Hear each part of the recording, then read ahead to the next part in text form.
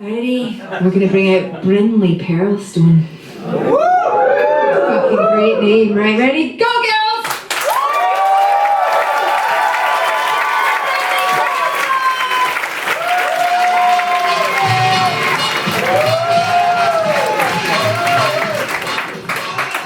Hello. I'm Dr. Brynley Pearlstone, and I'm a triple threat. I have a PhD in astrophysics, I'm a freelance science communicator, and I'm a podcaster. And those are the three most remarkable things about me. We'll just go to tell you that I have spent the last year since my PhD not finding a job. We'll get to that in a bit, but first, a little bit about me.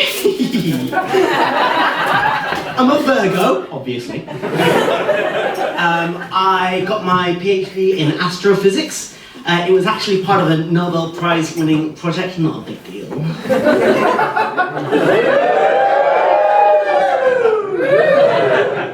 Basically, I worked on something called gravitational waves, and for all the humanities students in the room, can I get a whoop whoop? Don't make yourself known, you're going to regret that. For all the humanities students in the room, I'm going to break it down for you. Basically in space, which is everything that's not on the Earth, there are these big things called black holes, right? And they just suck shit. And sometimes they collide, and when they collide, they make a big bang. And the bang travels through the ripples of space and time. And humans, that's us, you know that, you humanities, built these big ears, well, detectors, that we called LIGO, and I worked with LIGO. My job was to do signal processing, which means sort of picking out the bangs and the whooshes and the whoops and the buzzes that we want to hear from all the shit in the universe that we don't want to hear. Like nightclubs. Or Priti Patel's voice. So, anyway, I finished my PhD, clearly, and since then I have a lot of free time. So I've started getting back in touch with my creative Virgo side. I started crafting. I got back into crochet and random acts of upcycling at home because cops come into Glasgow and we need to be greener. I started performing. I'm here tonight performing for all of you. I sing with a queer choir in the south side of Glasgow, and I perform Success to my parents regularly. Alright.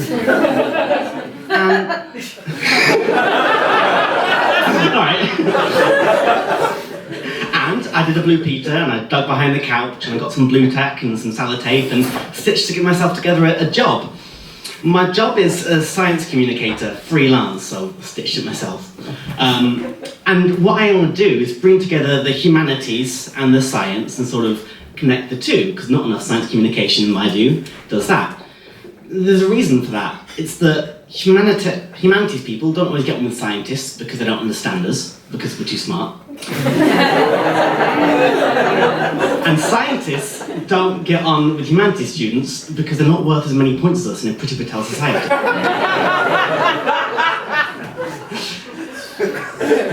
But I'm clever. I can stitch the two together, right? I can make this work. So I thought about it long and hard, and long and hard, penis joke.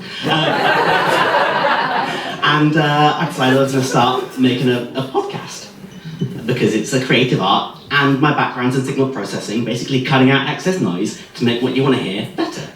So I bought myself a microphone, and I sat in the closet that I call my home studio. Gotta start somewhere. And I started talking to myself. Because I love the sound of my own voice. But when I listened back, it was full of hisses and banging pipes and rumbles. And I thought, well, I can do this. I could sit down and code something to characterize the noise background and cut out the main frequencies that are offending, and get a magnetometer and an excess microphone and find out where all the pipes are banging and then tape them to the wall.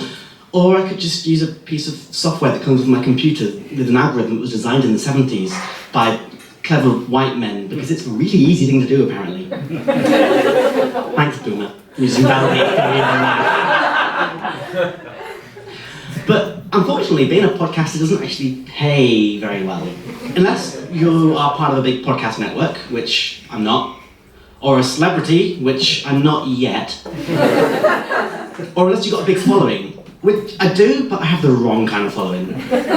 The then you're not going to make a lot of money off of podcasts. So I've decided to start working product placement into my everyday life.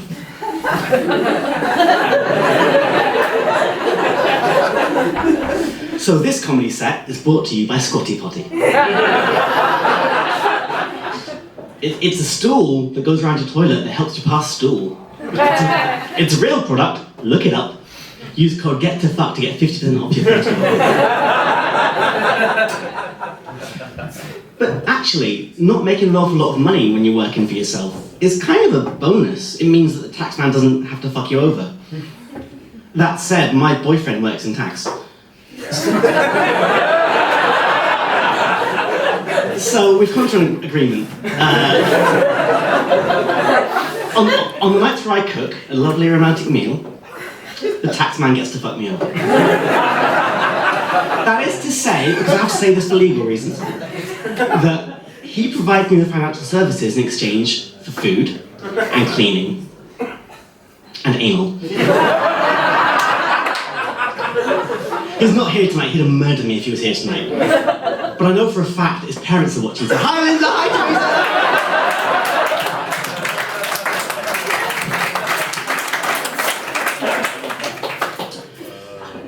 How's it going next? No, so it's not the only problem that comes with having to work for yourself, is the financials of it all. The trouble is you have to be your own boss and your own employee.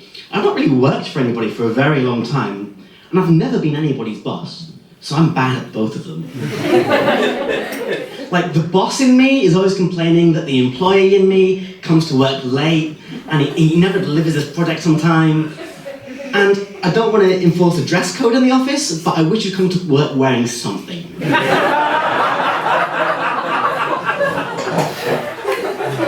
And then the employee in me always has to speak with the boss, so I don't get paid enough for the work that I do. There's fuck all in the way of holiday. I'm always expected to work outside of business hours. I'm always checking my emails. And the healthcare benefits are shite. But even more fraught, actually, is the HR of it all, because I have to be in my own HR department as well. I'm going to a course tomorrow morning because I've been accused of sexual harassment in the workplace. Turns out, if the boss me straps the employee me to the bed and spends the day masturbating furiously, it doesn't count as a cheeky wank work in the toilets. It doesn't count as one of these dodgy relationships where there's a power dynamic. It's just a meeting moment. So I'm begging, if there are any lawyers in the room, please get in touch, because I could really use your help. I'm sorry about all that shit I said of humanities earlier. I'll buy you a drink. Please? Thank you.